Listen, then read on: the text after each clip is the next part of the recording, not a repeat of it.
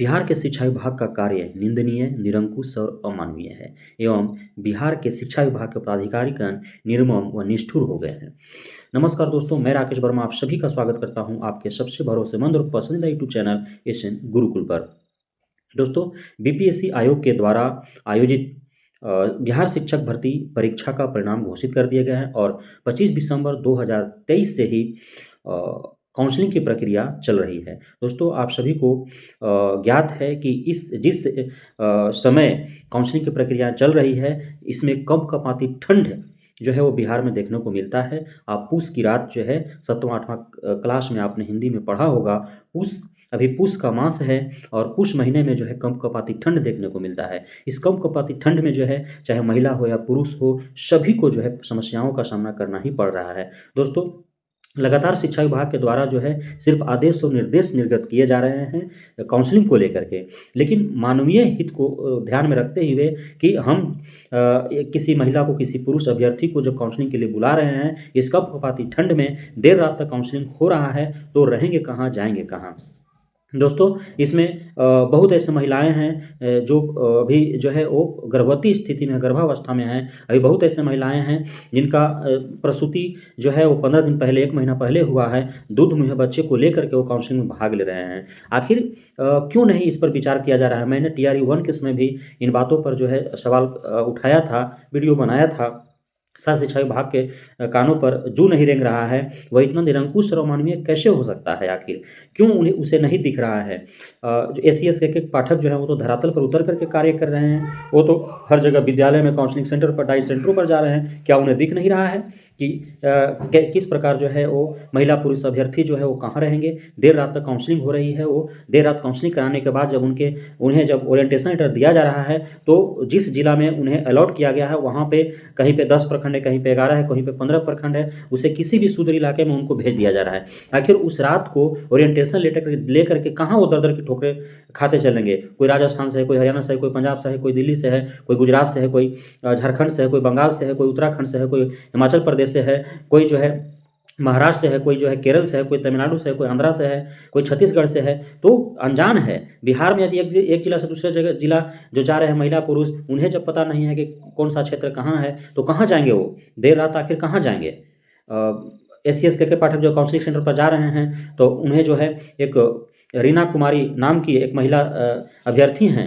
वो 1 माह का बच्चा अपने गोद में लिए हुए उनके सामने आ जाती है और कहती है कि सर, मेरा नाम रीना कुमारी है, 27 तारीख से ही मैं यहाँ पे हूँ। 27 दिसंबर से वो बताइए 2-3 दिनों तक वहाँ रहती है और उसका काउंसलिंग नहीं होता। किस प्रकार वो इस कंपकंपाती ठंड में अपने नवजात शिशु को गोद में लिए हुए और वो दर-दर की ठोकरें खा रही है। अब बताइए कि कैसे उसका जो है कैसे वो मैनेज कर रही होगी वहाँ पे? उसके साथ कोई नहीं है। काउंसलिंग सेंटर पर वो अकेला खुद अपने बच्चे को लेकर के वो गई हुई है। 2-2 दिन, 3-3 दिन तक रहना पड़ रहा है अभ्यर्थियों को। और इस पर जो है SC ST के पाठक जस्ट बातों को सुन करके उसके बाद वहाँ के DPO को वो जो है डाँट-डपट करते हैं। उसके बाद DM साहब को बोलते हैं कि साहब आप ही देखिए, DM सर आप ही देखिए, देख लीजिए, इसका काउंसलिंग करा दीजिए। एक रीना नहीं है SC ST के पाठक, सिर्फ एक रीना नहीं है। आप उस जगह पर आपने गया, इसलिए आपको जो है एक रीना मिली। प्रत्येक सेंटर आप घूमेंगे तो ऐसे सैकड़ों रीना आपको मिल जाएगी, जो या तो गर्भावस्था में है या फिर 15 दिन, 20 दिन, 1 महीना का नवजात शिशु को गोद में लिए हुए काउंसलिंग सेंटर पर गई हुई। क्यों नहीं उसके लिए आपको जिस तरह से सार्वजनिक रूप से आप रोज जो है रोज VC हो रहा है। VC में क्या इन समस्याओं को नहीं रखा जाता है कि काउंसलिंग सेंटर पर काउंसलिंग कराने के लिए इस प्रकार की महिलाएं आ रही हैं तो उनके लिए अलग से व्यवस्था किया जाए? क्यों नहीं आप गर्भावस्था वाली महिलाओं को या फिर नवजात शिशु लिए जो महिला आ रही हैं काउंसलिंग के लिए, उनके लिए एक अलग काउंटर बना देते हैं कि आप जो है सुविधापूर्ण तरीके से जो है आप सुरक्षात्मक तरीके से आप जो है काउंसलिंग करा लीजिए। वो आएँगे, काउंसलिंग कराएँगे, अपना जो है ससमय काउंसलिंग करा करके जो है जहाँ उनको जाना होगा वहाँ जाएँगे, अपना व्यवस्था बना लेंगे। तो रात-रात तक 8-8 बजे रात तक जो है वो काउंसलिंग हो रहा है। आखिर महिला हो या पुरुष हो, वो कहाँ जाएगा? 8 बजे रात में काउंसलिंग करा करके आप लेटर थमा देंगे, वो कहाँ जाएगा? ओरिएंटेशन लेटर जहाँ पे काउंसलिंग सेंटर है, जहाँ पर ओरिएंटेशन लेटर दिया जा रहा है, जहाँ पे डॉक्यूमेंटेशन हो रहा है, वहाँ पे तो रहने वहने की कोई व्यवस्था है नहीं। आप जाते हैं कहीं पे, वहाँ पे आपको जो है महिलाएं घेर लेती है। देर शाम आप जाते हैं वहाँ काउंसलिंग सेंटर पर भ्रमण के लिए। आप क्या घूम करके आप देख क्या रहे हैं? हमें ये नहीं समझ में आ रहा है। आपको ये सब दिख नहीं रहा है, सिर्फ जा रहे हैं, वाहवाही लूट रहे हैं। के पाठक सिंघम की तरह जो है वो घूम रहा है, सगरों देख रहा है, सब जगह घूम रहा है। या स्कूल में गए निरीक्षण के लिए, यहाँ डाइट पर निरीक्षण के लिए, यहाँ काउंसलिंग पर निरीक्षण आप कर क्या रहे हैं?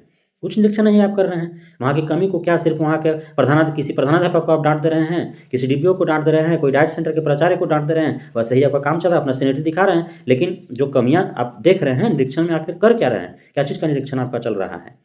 महिलाएं यदि वहाँ घिर करके वो नहीं बोलती कि साहब हम जो है देर रात में अब कहाँ जाएंगे रहने के लिए, यहाँ पे मना किया जा रहा है कि यहाँ पे कोई रहने के लिए व्यवस्था नहीं है। अब आज काउंसलिंग भी नहीं हो पाया लिंक फेल होने की वजह से, कल काउंसलिंग होगा, कल फिर हमको रुकना पड़ेगा, तो रात में जाए कहाँ। तो उसके बाद आप जो है निर्देश देते हैं कि भाई इन लोग के लिए व्यवस्था दे दो। उसके बाद बीएड कॉलेज ट्रेनिंग सेंटर खोल दिया जाता है वहाँ पर रहने के लिए। तो सिर्फ एक चीज़, पूरे बिहार में 38 जिला में 38 जगह पर जो है काउंसलिंग हो रहे हैं, तो हर जगह महिलाएं हैं, हर जगह वही समस्या है।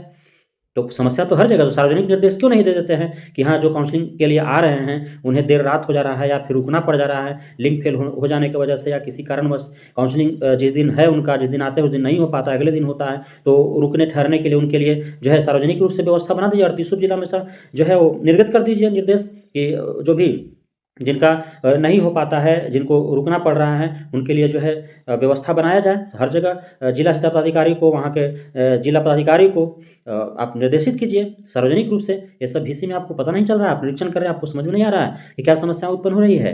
तो इस सारा व्यवस्था आपको करना पड़ेगा। इतने निरंकुशता के साथ, इतने अमानवीय तरीके से आप सिर्फ घूम रहे हैं सिंघम की तरह, काला चश्मा पहन करके जा रहे हैं, बच्चों के सामने जो है उन्हें सिर्फ सजेशन दे रहे हैं कि कैसे आपको करना है। हम जो है वेतन दे रहे हैं आपको ससमय, तो आप भी जो है अपना ससमय पूरा 100% जो है दीजिए, शिक्षा के क्षेत्र में अपने कर्तव्यनिष्ठ होइए। तो जब आप वेतन 6 महीना पर भी दे रहे थे ना, फिर भी शिक्षक उतने ही कर्तव्यनिष्ठ थे और वो जा रहे थे और विद्यालय वो पढ़ा रहे थे बच्चों को, और आज भी पढ़ाएंगे, कहने की आवश्यकता नहीं है। लेकिन जो मूलभूत आवश्यकताएं हैं, ज़रूरतें हैं, जो कठिनाइयाँ हैं, जो परेशानियाँ हैं, उन्हें दूर करने की आवश्यकता है। निरीक्षण में सिर्फ जा करके जहाँ जा रहे हैं वहाँ के पदाधिकारियों को आप अपने साथ समेट ले रहे हैं और घूम रहे हैं बोस बन करके, और कुछ करनी धरनी है नहीं, कुछ करना है नहीं, कुछ देखना ताकना है नहीं, क्या है हो रहा है, क्या दिखते हैं, क्या परेशानियां हैं, ये सब सोचने समझने की आवश्यकता है। और हम समझते हैं कि शिक्षा विभाग में जो अधिकारी पदाधिकारी हैं वो पढ़े लिखे हैं, तो पढ़ पशु की तरह जो है व्यवहार न करते हुए एक मानव के रूप में आपको मानवता का परिचय देना है। और आप ठीक है, बिहार सरकार नौकरी दे रही है, प्रशंसनीय है कार्य, यह प्रशंसा की भागी है बिहार सरकार। और आपके रहते हुए शिक्षा विभाग के एसीएस के पाठक साहब के रहते हुए कार्य हो रहा है, तो इस ऐतिहासिक पल के वो गवाह हैं। और बहुत अच्छे तरीके से आप जो है इन सारे प्रक्रियाओं को आप कर रहे हैं, करवा रहे हैं, तो अच्छी बात है। लेकिन जो कमियां हैं, जो खामियां हैं, उसे भी देखने की आवश्यकता है, और उसके लिए भी सार्वजनिक निर्देश जो है निर्गत करने की आवश्यकता है कि जो भी स्त्री पुरुष जो काउंसलिंग के लिए जा रहा है, यदि उनका काउंसलिंग उस सेम डे नहीं होता है या फिर देर रात तक होती है, उन्हें यदि रुकना पड़ रहा है, तो उनके लिए रुकने ठहरने की व्यवस्था सामूहिक रूप से सरकार को बनानी चाहिए, शिक्षा विभाग को व्यवस्था बनानी चाहिए। आपका जो है काउंसलिंग सेंटर कहीं और है, वहाँ से अब कहाँ से लोग आए हुए हैं, वो कहाँ उनका अनजान शहर सुनसान जगहों पर कहाँ वो जाएंगे, कुछ अता पता तो है नहीं। तो उसके लिए व्यवस्था आपको बनाना चाहिए। आखिर आपने व्यवस्था दिया ना, जहाँ आप गए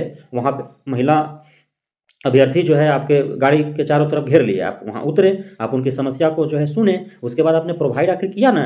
यदि नहीं करना होता तो आप बोल देते कि भाई अपना व्यवस्था आप देखिए, ये व्यवस्था जो है हमारे तरफ से नहीं हो सकता है।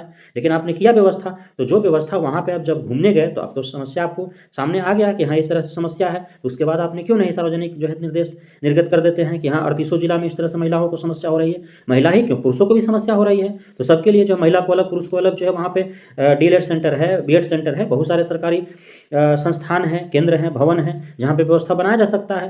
वो रहने के लिए तो व्यवस्था देना है ना उन्हें, तो आराम से आप करवा सकते हैं। व्यवस्था एक जगह दी है तो जो सभी जगह देना चाहिए। आप जो है गए वहाँ पे घूमने के लिए, निरीक्षण के लिए, आपका जो है 1 महीना का बच्चा लिए हुए महिला जो है आपके सामने आ जाती है, आपसे गुहार करती है, तो वहाँ पे अपना अधिकारी पदाधिकारियों को डांट देते हैं। उसके लिए क्यों नहीं आप सार्वजनिक निर्देश निर्गत करते हैं कि हाँ भाई पूरे 38 जिला के जितने भी काउंसलिंग सेंटर है वहाँ पे जो है अलग से एक काउंटर बनाया जाए, जहाँ पे सिर्फ गर्भावस्था धारक महिलाओं को और जो नवजात शिशु लिए महिलाएं आएंगे उनका जो है काउंसलिंग किया जाए। उनका काउंसलिंग सर्वप्रथम प्राथमिकता दे करके उनका काउंसलिंग किया जाए, ताकि ससमय उनका काउंसलिंग हो और वो जो है रहने ठहरने का व्यवस्था जो है अपना बना रहे, दिने दिन रात में उनको जो है कठिनाइयों का सामना करना पड़े। छोटा बच्चा लेकर के इस कंपकपाती ठंड में वो कहाँ जाएगी, या कोई भी महिला कोई भी पुरुष कहाँ जाएंगे। तो इन सारी बातों को जो है ध्यान में रखते हुए और सार्वजनिक निर्देश जो है निर्गत करना चाहिए शिक्षा विभाग को, एसीएस के पाठक साहब को, कि जो है काउंसलिंग के लिए जो भी पुरुष या महिला अभ्यर्थी जा रहे हैं, यदि उनको किसी विषम परिस्थिति में रुकना पड़ रहा है, क्योंकि आपके गलती की वजह से उनको रुकना पड़ रहा है, आप बुला लिए, लिंक फेल हो जा रहा है, देर रात में उनको ओरिएंटेशन लेटर दे करके बोल रहे हैं कि आपको फलाने ब्लॉक में जाना है, वहाँ बीआरसी में जाइए, तो कैसे जाइए रतिया में बीआरसी में कैसे जाएगा आदमी? सोचने वाली बात है।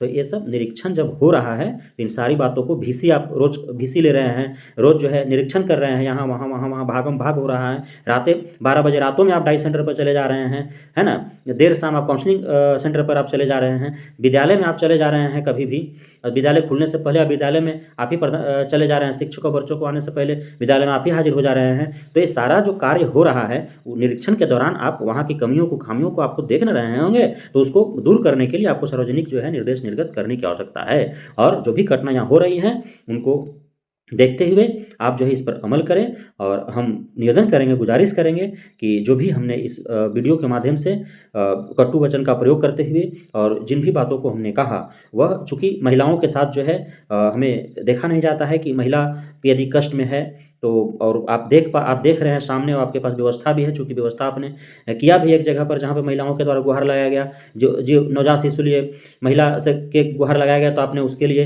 अधिकारियों को आदेश भी दिया कि हाँ इसको काउंसलिंग कराओ। तो भाई वो जो प्रॉपर जो आपके पास जा रहा है सिर्फ उसके लिए नहीं, उस तरह के प्रत्येक ओरिएंटेशन जो आपका काउंसलिंग सेंटर है वहाँ पे जो है ऐसा देखने को मिल जाएंगे। आप जो दिव्यांग लोग हैं उनके लिए अलग से जो है काउंटर होना चाहिए। महिलाओं के जो इस प्रकार के नवजात शिशु लिए महिला हैं, जो प्रसूति के तुरंत बाद जो है आए हुए महिला हैं, या फिर जो गर्भधारण करने किए हुए जो गर्भावस्था वाले जो महिला हैं, तो उनके लिए जो है इस प्रकार के अलग से व्यवस्था बनाना चाहिए, दिव्यांग साथियों के लिए अलग से व्यवस्था बनाना चाहिए। तो इन सब चीज़ों पर जो है मानवीय जो है निर्देश निर्गत करना चाहिए। आपको नैतिकता के आधार पर, मानवता के आधार पर इन सारी बातों को ध्यान में रखना चाहिए, है कि नहीं? तो ये सारी बातों को जो है हमें लगा कि वीडियो के माध्यम से जो है आप सभी को अवगत कराना चाहिए, इसलिए हम आपके सामने उपस्थित हुए। इन सारी जो भी कमियां खामियां हमें लगा कि इस पर जो है शिक्षा विभाग को कदम उठाना चाहिए, तो हम फिर आग्रह करेंगे शिक्षा विभाग के एससी के पाठक साहब से कि दिव्यांगजनों के लिए, नवजात शिशु लिए महिलाओं के लिए, गर्भावस्था धारण किए हुए महिलाओं के लिए, इनके लिए जो है काउंसलिंग सेंटर अलग से व्यवस्था होना चाहिए। इस कपकपाती ठंड में आप यदि काउंसलिंग के लिए बुला रहे हैं और दूर दराज से दूसरे राज्यों से या फिर बिहार के ही कोने कोने से जो है एक क्षेत्र से दूसरे क्षेत्र में जब लोग जा रहे हैं, तो उनके लिए जो है रात में रहने ठहरने की व्यवस्था मिलनी चाहिए, और सुविधाजनक जो है उन्हें सुविधाजनक और सुरक्षात्मक व्यवस्था मिलना चाहिए, ताकि किसी प्रकार के बिहार में कोई यदि आ रहा है या बिहार के ही लोग हैं या दूसरे राज्य के लोग हैं, तो उन्हें लगे कि यहाँ बिहार में किसी प्रकार की कोई चिंता नहीं है, यहाँ के सभी अधिकारी पदाधिकारी कोऑपरेटिव हैं, मानवीय हैं, मानव हित में ये फैसला लेते हैं, और यहाँ की सरकार जो है वह मानवीय है, और बिहार जो है वह जो सुशासन के लिए नीतीश कुमार जाने जाते हैं, वह जो है दिखना चाहिए। सिर्फ पेपरबाजी नहीं होना चाहिए, सिर्फ प्रचार नहीं होना चाहिए, बल्कि जो है धरातल पर दिखना चाहिए बिहार में कि हाँ बिहार में सुरक्षा की व्यवस्था है, सुशासन का सरकार है, यहाँ पे किसी प्रकार के जो है व्यवस्था में व्यवधान नहीं है, किसी प्रकार की व्यवस्था नहीं है, लापरवाही नहीं है। तो ये सारा चीज़ दिखना चाहिए धरातल पर। बहुत बहुत धन्यवाद आप सभी साथियों का हमारे साथ जुड़ने के लिए, हमारे साथ बने रहने के लिए। जय हिंद।